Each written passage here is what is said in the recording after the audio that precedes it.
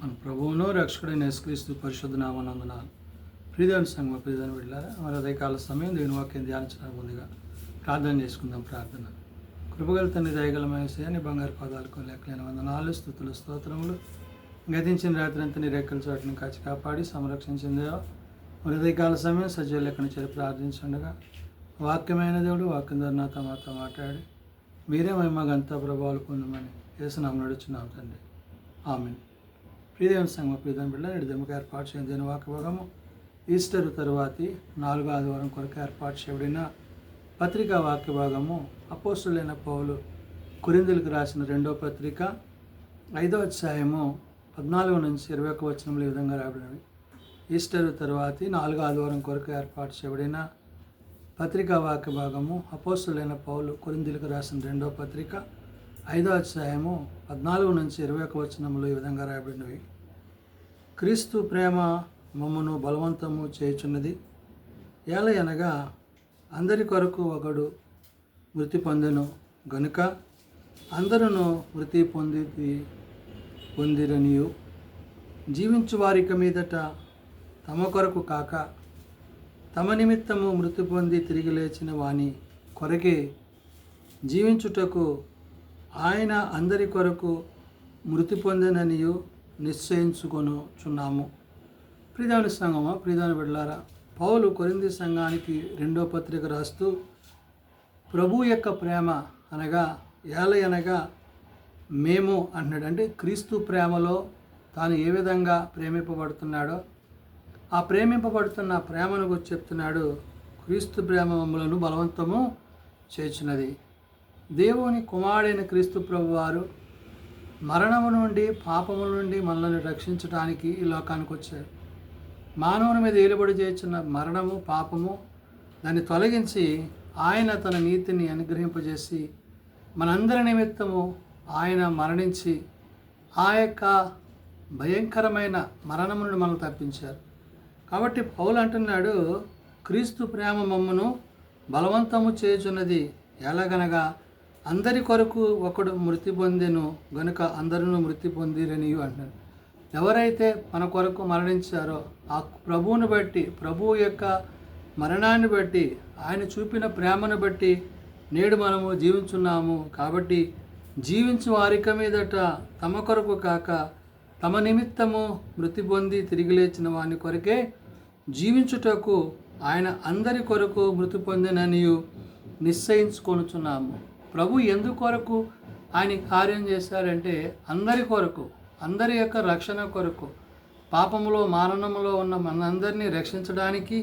మరి ప్రభువు ఏ పాపము లేనివాడైనప్పటికీ మన పాపముల నిమిత్తం అందుకని జీవించక వారికి మీదట తమ కొరకు కాక అన్నాడు. అంటే మనం బ్రతికేది క్రీస్తు కొరకు అనే విషయాన్ని చెప్తూ తన నిమిత్తమును మృతి పొంది తిరిగి లేచిన వాని కొరకే జీవించుటకు ఆయన అందరి కొరకు మృతి పొందిననియు నిశ్చయించుకొనుచున్నాము. అందరి కొరకు, సర్వమానవాళి కొరకు ఆయన మృతి పొంది సర్వమానవాళికి రక్షణ అనేది ఆయన అనుగ్రహించిన విషయాన్ని పౌలు గుర్తు చేస్తున్నాడు.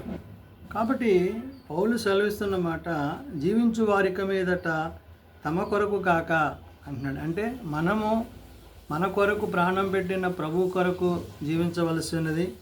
తమ నిమిత్తము మృతి పొంది తిరిగి లేచిన వాని కొరకే జీవించుటకు అంటున్నాడు. అంటే ఎవరైతే మన కొరకు మరణించి తిరిగి లేచారో ఆ యేసు ప్రభువుని బట్టి, మరణాన్ని జయించిన క్రీస్తుని బట్టి ఆయన అందరి కొరకు మృతి పొందిననియు నిశ్చయించుకొనుచున్నాము అన్నాడు. ఈ నిశ్చయత ఎవరైతే కలిగి ఉంటారో, ఎవరు తమ పాపముల నిమిత్తము, తమ దోషముల నిమిత్తము మరణించి తిరిగి లేచారని ప్రభువును గూర్చి విశ్వసించి అంగీకరించి ఒప్పుకుంటారో వారికే ఆ నిత్య జీవాన్ని ఆయన ఇచ్చేవాడు.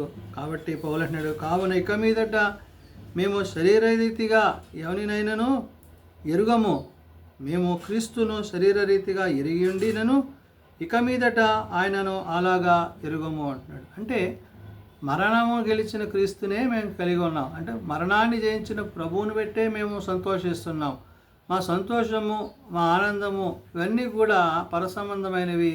తండ్రి నుండి కుమారుని ద్వారా, కుమారుని నుండి నేడు పరిశుద్ధాత్మ ద్వారా మేము పొంది ఉన్నామనే విషయాన్ని పౌలు చెప్తున్నాడు. కాబట్టి ఇక్కడ క్రీస్తు ప్రేమ మమ్ములను బలవంతం చేస్తుంది అంటాడు. ఆ ప్రేమకు తగినట్లుగా వారు జీవిస్తూ ఆనాడు కొరింథీ సంఘానికి పౌలు పత్రిక రాస్తూ క్రీస్తునందలి నూతన సృష్టి, ఎవరైతే ఆయన యందు జీవిస్తారో వారు ఏమై ఉన్నారు అంటున్నాడు. కాగా ఎవడైనాను క్రీస్తునందున్న ఎడల వాడు నూతన సృష్టి, పాతవి గతించెను ఇవిగో కొత్తవాయను అంటున్నాడు. అంటే నూతన సృష్టి అంటే ప్రభు ఎలాగైతే మనందరి నిమిత్తం పాపంలో ఆయన మరణించి తిరిగి జన్మించాడో అలాగా మనము కూడా మన పాపముల నుండి మన అతిక్రమాల నుండి మరి మరణించి తిరిగి లేచే వారిగా మన కొరకు రక్తం కార్చిన క్రీస్తుని బట్టి మనము జీవించాలి. అందుకనే క్రీస్తునందుని నూతన సృష్టి, ఎవరైతే తమ హృదయాల్లో ప్రభువుని చేర్చుకుంటారో, ఎవరైతే ఆయన ద్వారా రక్షణ పొందుతారో వారందరూ కూడా నూతన పరచబడతారు అనే విషయాన్ని పౌలు చెప్తున్నాడు. కాగా ఎవడైనా క్రీస్తునందున్న ఎడల వాడు నూతన సృష్టి, పాతవి గతించును ఇదిగో కొత్తవాయను అంటాడు. తన పాత స్థితి విడిచి క్రీస్తుతో నూతన స్వభావం కలిగి ఆ ప్రేమయందు నిలిచేవాడై ఉండాలి.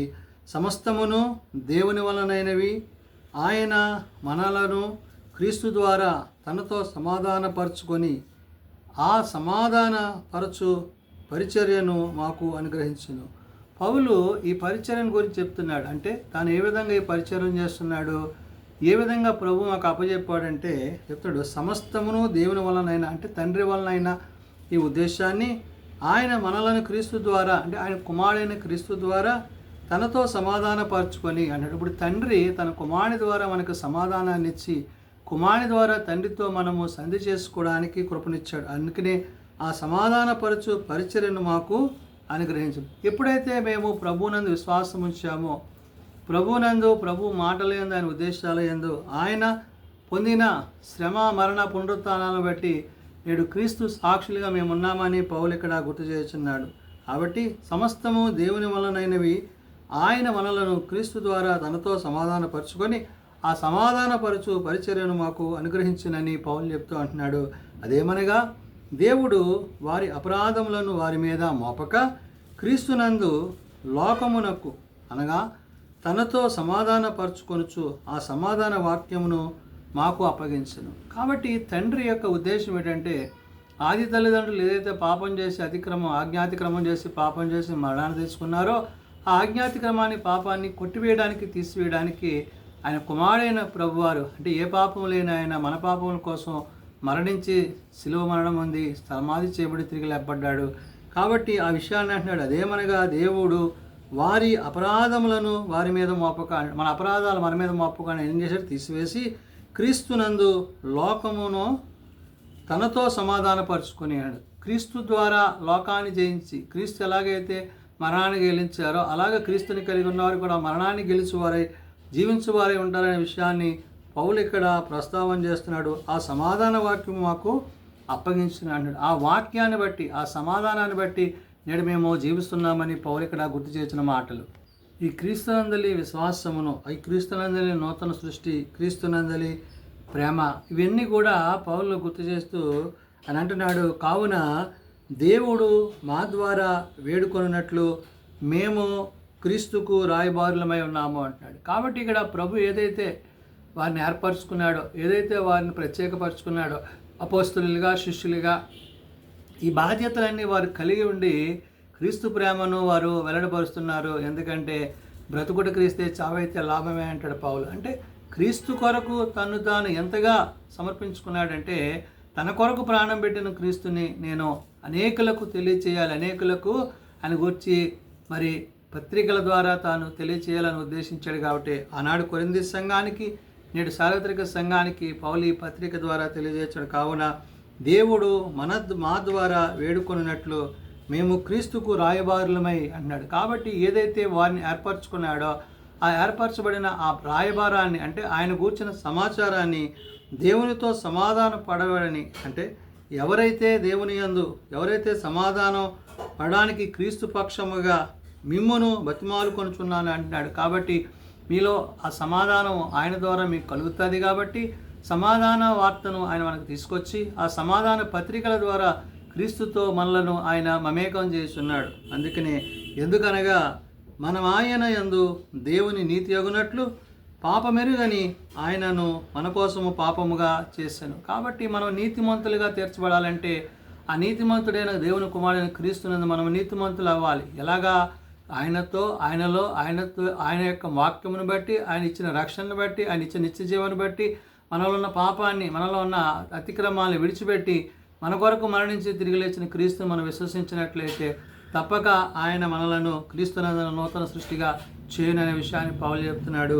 అందుకంటాడు, ఎందుకనగా మనం ఆయన యందు దేవుని నీతి అగునట్లు అన్నాడు. ఎవరి ద్వారా? ప్రభు ద్వారా మనము నీతి అవ్వాలంటే పాపమెరుగని ఆయన మన కోసము పాపముగా చేసాను. కాబట్టి మనం పాపము లేని వారిగా ఉండాలంటే, మన పాపములన్నీ తొలగాలంటే, ఏ పాపము లేని ఆయన మన కొరకు పాపిగా ఆయన శిలువ మరణం పొంది సమాధి చేయబడి తిరిగి లేచాడు.